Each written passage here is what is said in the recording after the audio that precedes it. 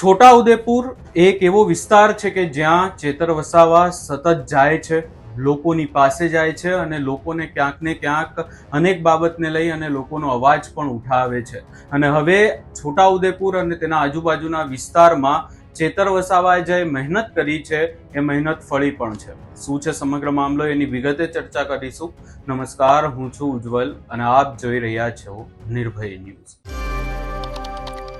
છોટાઉદેપુરના ભાજપના નેતાઓ કે જેઓ હંમેશા ડંફાસ મારતા હોય છે, એ પછી અભયસિંહ તડવી હોય કે કોઈ બીજા અન્ય ધારાસભ્યો, આ તમામ લોકોને હવે છોટાઉદેપુરના લોકોએ ઝાંકારો આપી દીધો છે અને બતાવી દીધું છે કે જ્યારે ચૂંટણી આવે અને જો લોકોના પ્રશ્નોનું નિરાકરણ આ ધારાસભ્યો કે મંત્રીઓ ના લાવ્યા હોય તો પછી જનતા પણ કેવો જવાબ આપી શકે છે. આજે ખાસ કરી અને ચર્ચા એટલા માટે પણ કરવી છે કારણ કે સ્થાનિક સ્વરાજ્યની ચૂંટણીને લઈને પરિણામ આવી ચૂક્યું છે અને છોટાઉદેપુરનું પરિણામ આમ આદમી પાર્ટી તરફી રહ્યું છે.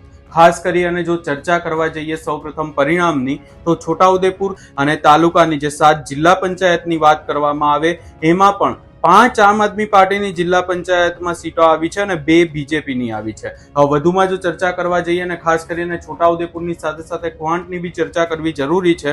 ક્વાંટમાં જો આપણે ચર્ચા કરવા જઈએ તો ખાસ કરી અને સૌથી પહેલા તો તાલુકા પંચાયતની વાત કરવામાં આવે તો આમ આદમી પાર્ટી 9, ભાજપ 4 અને કોંગ્રેસ 1. અને તાલુકા પંચાયતની વાત કરવામાં આવે, ખાસ કરી અને તાલુકામાં જે જિલ્લા પંચાયતની વાત કરવામાં આવે ક્વાંટ તાલુકાના 3 હતી ને 3 આમ આદમી પાર્ટી જીતી ગઈ છે. આ ક્યાંક ને ક્યાંક બતાવે છે કે છોટાઉદેપુરના એ લોકો કે જેઓ છેલ્લા કેટલાય સમયથી પોતાના પ્રશ્નોને લઈ અને અવાજ ઊભો કરી રહ્યા છે, એ ક્યાંક ને ક્યાંક હવે સ્પષ્ટ જોવા મળી રહ્યું છે કે લોકોને કેટલી તકલીફ છે અને લોકો આ ભાજપના નેતાઓને કેવો જવાબ આપી રહ્યા છે. ખાસ કરી અને આ જ્યારે આખી બાબત સામે આવી ત્યારે જે પરિણામ આવ્યા એ પરિણામ ક્યાંક ને ક્યાંક એ પણ બતાવે છે કે ચેતર વસાવાની મહેનત છોટાઉદેપુર અને આદિવાસી વિસ્તાર, ખાસ કરીને નર્મદામાં પણ આમ આદમી પાર્ટીએ તાલુકા પંચાયત બનાવી છે. એટલે ક્યાંક ને ક્યાંક આ જે પરિણામો સામે આવ્યા એ ભાજપના તમામ નેતાઓને પણ જે લોકો દ્વારા આપવામાં આવેલો એક જવાબ છે કે જો તમે કામ નહીં કરશો તો હવે લોકો જાગી ગયા છે અને લોકોને પરિવર્તન જોઈએ છે. ખાસ કરી અને ચર્ચા એટલા માટે પણ કરવી છે કારણ કે ગીતા રાઠવા હોય કે પછી કોઈ પણ નેતા હોય, જસુ રાઠવા, ગીતા રાઠવા, અભયસિંહ તડવી, આ નેતાઓના જો જવાબની વાત કરીએ તો લોકો જ્યારે પ્રશ્નો કરે છે ત્યારે આ નેતાઓ લોકોના પ્રશ્નો પણ નકારી કાઢે છે અને લોકોને બેસાડી દેતા હોય છે. ત્યારે હવે આજે આખી બાબત સામે આવીને ખાસ કરી અને આ જે ઝાકારો લોકો દ્વારા છોટાઉદેપુરમાં ભાજપને આપવામાં આવ્યો છે, ભાજપ માટે ખરેખરમાં એક વાત શીખવા જેવી બાબત છે કે કેવી રીતે જો તમે કોઈ કામ નહીં કરશો તો લોકો તમને કેવો ઝાકારો આપી શકે છે. ખાસ કરી અને એટલા માટે પણ ચર્ચા કરવી છે કારણ કે છોટાઉદેપુરમાં અનેક પ્રશ્નો છે.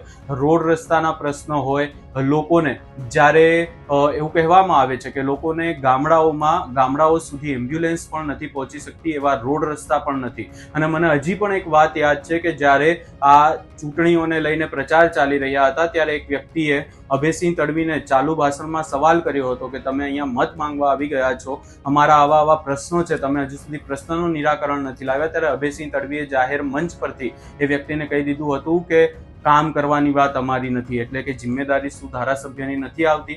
આવા અનેક સવાલો હતા ને હવે આજે છોટાઉદેપુરની જનતાએ જે નિર્ણય કર્યો છે અને જે આમ આદમી પાર્ટીને આવકારી છે, ખાસ કરી અને ચેતર વસાવાની મહેનત ફળી છે, એને લઈ તમારો શું અભિપ્રાય છે એ અમને કમેન્ટ કરી જરૂર જણાવશો ને અમારી ચેનલ નિર્ભય ન્યૂઝને લાઇક, શેર, સબસ્ક્રાઇબ કરવાનું ભૂલશો નહીં.